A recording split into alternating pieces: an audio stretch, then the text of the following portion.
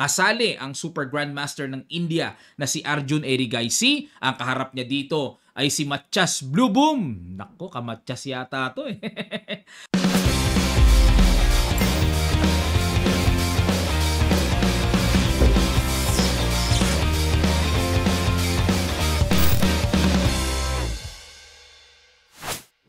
Magandang araw uli sa inyong lahat mga kamatyas. Maibalita ko naman sa inyo ang isa pang malakasang tournament na lumalaganap ngayon sa Armenia kung tawagin ay Stepan Avagyan Memorial. 10 players, round robin ito. Kasali ang Super Grandmaster ng India na si Arjun Erigaisi. Ang kaharap niya dito ay si Matchas Blue Boom. Nako, kamatchas yata to eh.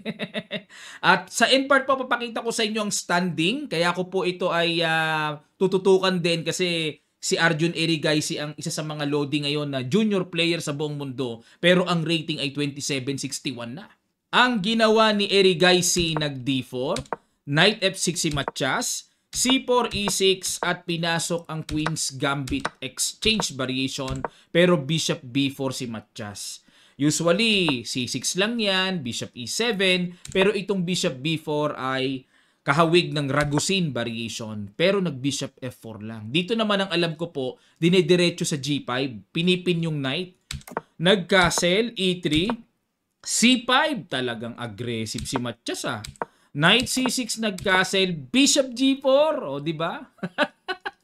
Talagang mahilig sa aggressive line itong si Matchas eh. At ayun, yung Bishop G4 po ang lumalabas na novelty. Ang old line ay C takes D4. Ngayon, nung nag-Bishop G4, ito naman ang ginawa ni Erigaisi. Capture, tapos nag-H3, kinapture ang Knight, nagkaroon ng isolated D5, pero D4. Ayun, para malinis, mawala yung mga kahinaan, kasi mag-Rook A D1 na ang puti dyan. Nako, problema ng black yan. Knight E4 lang, Bishop E7, Rook A D1, ayun, may trap. At nag-Queen A5. Dito po mga kamatyas, hindi pwedeng kumapture sa E3 kasi may simple knight takes at maku-queenless yan. Okay, may queenless na ganyan. Kaya, iniwas lang dito ni Matchas ang queen at nag-A3 muna para mailigtas kasi naka-threat din yan. Nag-Rook A D8, kumapture na, Queen B6. Ayun, hindi muna binawi yung pawn. Nagpahinog muna, threat din ng B2 at the same time, pero dito mga kamatyas dapat daw Queen D5. Kung pahihinugin daw ang D4, Queen D5 ang the best. Pero teka muna mga kamatyas, bakit hindi idiretso Knight takes D4? Ano meron? Kakapture dito, capture, tapos may Queen takes B7. Makakakuha ng isang pawn doon. Okay? So nag-Queen B6, balik tayo. Knight takes, capture, nag-D5. Yun lang. Nakaligtas yung isang pawn. Knight D4, Queen E4, threatening Matchas, nag-G6 sinangga, at nag-Rook FE1. Another precise move by Erigaisi. Develop lang, nakaabang lang sa tore na magpapaalis sa Reyna. At ito pong tore na yan, sigurado pag sinalubong ng tore, kakapturin talaga yan ni Erigaisi. Nag-Knight F5 at nag-Rook D2, Rook D7, Queen C4, ayun, umiwas lang ang Queen pero ang balak niyan, tatagpasin yung Knight. Knight D6 umilag at nag-Queen A4, tineret ang tore. Nag-Queen D8, dinipensahan. Teka muna, bakit ganun Binigay yung pawn sa... Teka muna mga kamatyas, bakit kailangan ibigay yung pawn? Halimbawa kung pumatong lang, mag-Rook FD8, magbi-Bishop E3. Tuhog na rin pala talaga yung pawn sa A7. Nakita ni Matchas yan, kaya ang ginawa niya, Queen D8. Queen takes A7, Knight C8. Queen E3, Knight B6. So, ito na naman ang tanong. Ang lalalim ng mga bitawan eh. What if Rook takes pawn? Bakit ayaw bawiin yan? Mag-Rook ED1. Pwede rin naman palang bawiin. Siguro talagang gusto lang pahinugin ni Matchas yung pawn sa D5 ng hinog na hinog. Kaso baka mabulok. Queen F3, Bishop G5. Ayun, pinalit. Bishop E4. Ayaw mo talagang pitasin ha. Ayaw mo talaga. Rook E8, pinpin. Nag-Rook ED1. Knight C4. Aba, talagang panay ang pangliligalig. Nag-Rook E2. Bishop takes, Queen takes. Queen B6, tineret ang pawn. at nag-rook DE1. Grabe yung mga tori ni Erigaisi, no? Nagpapabalik-balik sa D-file. Ngayon naman, nasa E-file naman. Nag-queen D4. Ayan. Dito mga kamatsas, baka mapatanong kayo, Coach, ba't hindi kinapture yung pawn sa B2? Magku-queen G4 muna daw. So, walang F5. Kakapturein lang ng bishop yan. At kapag nag-rook E, E7, ayun, hahataw na ng capture doon. Na kapag kumapture dito, may rook takes E2 lang. Pag kinapture yan, may bishop H5 check, king F8, and queen takes E2. Okay? Decisive advantage for white dahil 2 pawns up. O, balik tayo. So, queen D4 ang ginawa dito ni Matias at nag-queen H6. Rook E5 para pampaalis. Lalagay sa H5 yan. Nag-B3, pinaalis na yung knight at nag-rook H5 muna. Queen C1. Teka muna mga kamatsas, nakaligtas yung pawn. Bakit hindi kinapture? Nakaligtas eh. May hataw na doon. Pag kinapture dito, bishop takes H7.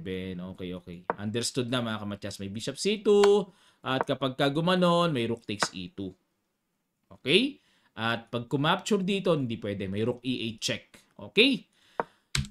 Rook H5 tayo at nag-queen C1. Nadepensahan yung pawn. Knight E5 umiwas at nag-B4. Nag-queen B6. Rook C2. Tingnan nyo mga tiyaga, ano?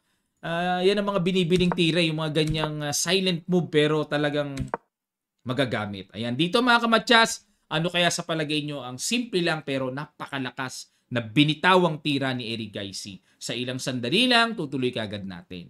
Start.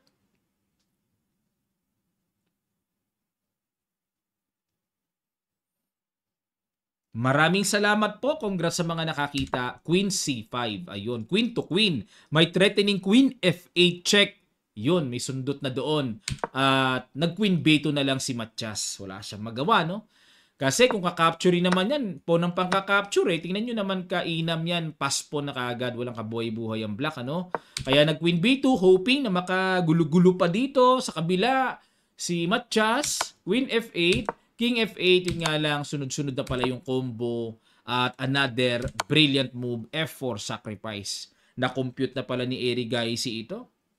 Capture and Queen F6 check. Wala na, sunod-sunod. Rook F5.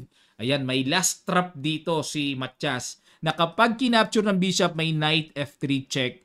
Kuha pa yung Queen sa B2. Yun nga lang, meron palang Queen H4 check. At dito po, naparesign si Matias. Hindi kasi siya kamatyas eh. Matyas lang. Ayan, bakit nag-resign? Kasi po, obligadong iharang ang knight, kakapturin, fatal ang mangyayari. Ayan, ubos sa mga pyesa. Durug-durog. Matya-matyakaw. Okay, at ito ang kanilang standing. Ayan, at ito po ang lineup nila. Nangunguna si Erigaisi sa score na 4.5 points. Walang talo, 3 tabla lang. Ang sumunod ay si Sam Sevia ng USA. Ba't kaya wala si Wesley? So mga kamatyas, ang tagal na nating parang hindi nakikita laro ni Wesley sa mga tournaments. Yan po ang mga lineup, ano? At kasali din pala dito si Murzin Volodar, yung batang inaabangan din, Grandmaster ng Russia ito eh. Ayun, at balik tayo. Ang dami ng absent ni Wesley. Napansin nyo ba mga kamatyas? Halos hindi ko na makita si Wesley sa mga round robin na. Parang medyo kulang ang participation ngayon ni Wesley. Napansin nyo? Hindi na siya masyadong naiimbitahan siguro, no? Bakit kaya? Hindi kaya hectic ang schedule niya? Halos walang tournament eh. 'Di ba? Wala talaga akong maalalang ano. Konti pa lang ang laro niya ngayong taon. Okay, comment po kayo sa section below mga kamatyas regarding kay Wesley So at ano po masasabi nyo dito sa inanalyze nating tournament na ito. At susubaybayan natin especially sa laro ni Erigaisi kasi itong si Erigaisi para sa akin isa sa mga promising player ito na parang si Pragdananda ito eh. No? Malakas ito. Salamat po. Magkita-kita pa tayo sa mga susunod pang chess updates.